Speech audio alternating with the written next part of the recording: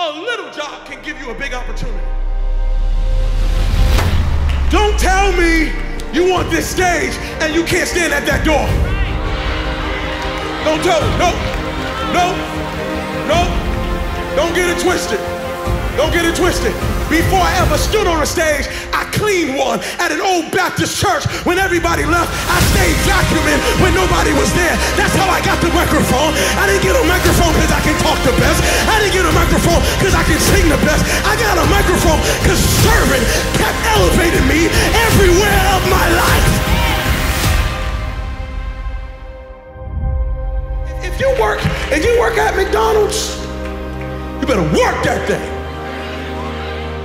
If they put you on Friday, you better get on Friday, and you better be in there like, yep, it's Friday, yeah, it's Friday. No, it's not, it's Monday, no, it's Friday, yeah, it's Friday. And they put you on burgers. You got to get on burgers, you got to be like, yeah, watch me flip, yeah, watch me, yeah, watch me flip, yeah, watch me, yeah, watch me. And they be like, yo, those guys.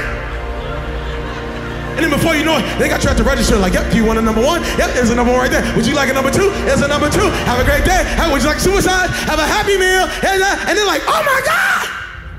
And then all of a sudden, you're the manager. And you're like, yep, I need you over there. I need you on fries. I need you on burger. I need you at the register. Yep, I need you to get that paper. Yep, I need you. Yep, you take a sick day. And then before you know it, you own 6 of those things. Why? Because you started with a little and you worked what God gave you and you elevated yourself to the top. Stop waiting for the big. God said, I gave you enough. Now use what you got. You might be able to outsing me, but can you outserve me? Can you outserve me? There's so many people who want to lead that can't follow. I'm saying this because everybody wants to get to the top. Everybody wants the top. Hey man, when am I going to get on top? When am I going to get on top? If you're trying to get on top, I need you to work the level you're on right now. Can you clean bathrooms? Can you sing for the kids? Maybe singing for the kids might be the thing that gets the whole world knowing your name. But because you think it's small and insignificant, you won't even do it. You're so thirsty and hungry for something big, not realizing that something little, something small is the one thing that you need to take you to the next level. A newsflash right now that I want to say to everybody who's sitting in the front, everybody who's sitting in the back, you have enough right now to change your life. You have enough right now to flip this world upside down. You have enough. You got enough power, you got enough anointing, you got enough grace, you got enough patience, you got enough gifting to make your money, get out of debt, get yourself together, and change everything about your world. I love single people are so funny to me. They're sitting in Starbucks and they got themselves a book and they reading to themselves and they got the latte and they're just reading and they're in a quiet space and they're doing good and everything's fine and they're just like, this is a good day. I'm just coming out by myself. I'm just gonna have a day by myself and I'm just gonna read and this is good. And then all of a sudden, here comes a married couple. They come and walk right on in and then they kind of sit near a table near you and they're just sitting there and they're holding hands, you know what I'm saying? And they're looking into each other's eyes and they're just like this. And the single person you see God, you see, I ain't got nothing in my life, you see.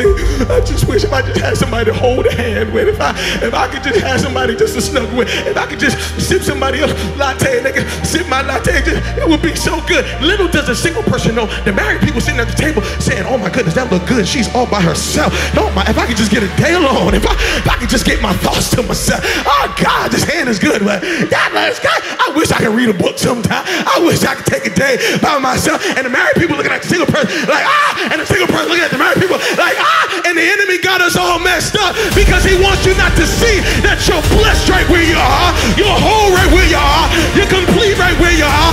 He wants you to spend your life looking at what you don't have instead of using what you got.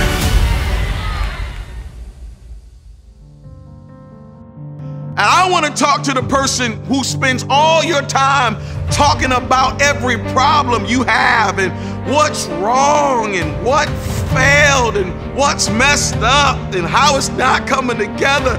I need you to do me a favor. Stop talking about your storm and start talking to your storm. That's right.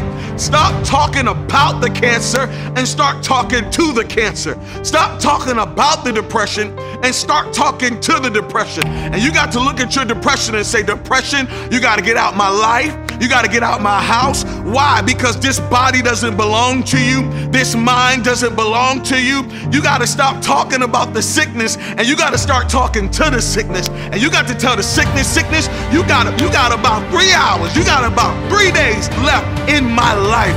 You got to start talking to the chaos. You got to look your Goliath in the face and say, Goliath, I'm not backing up. I'm not backing down. You got to stand flat foot and talk to your storm. Stop talking about how bad the job is. Start talking to the job. You got to wake up every morning and say, this job is great. This job is good. This job is blessed. And because I have this job, I'm walking in on assignment. And because I'm in my assignment, I just know that this office is going to be filled with the best stuff that it needs to be filled with. Why? Because you stopped talking about it and you started talking to it.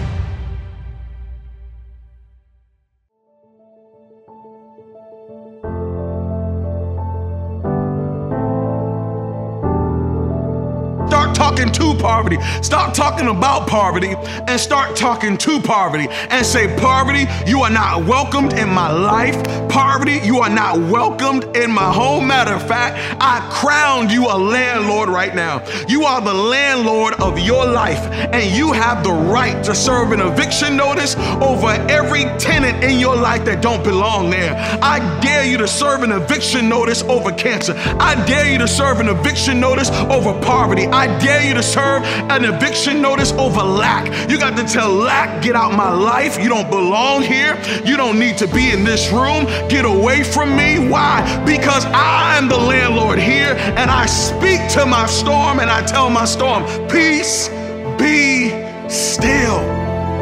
You got to say something different. If you want to see something different, you got to say something different. Many of us, we love to read motivation. Many of us, we love to hear motivation. You can't just hear motivation. You got to speak motivation. You got to say what I'm saying. Don't just hear it and walk away from the video. No, you got to stop and say, what I just heard, I got to repeat. And come on, right now, you got to hear what I'm saying and you got to repeat it. I am winning. You're not losing.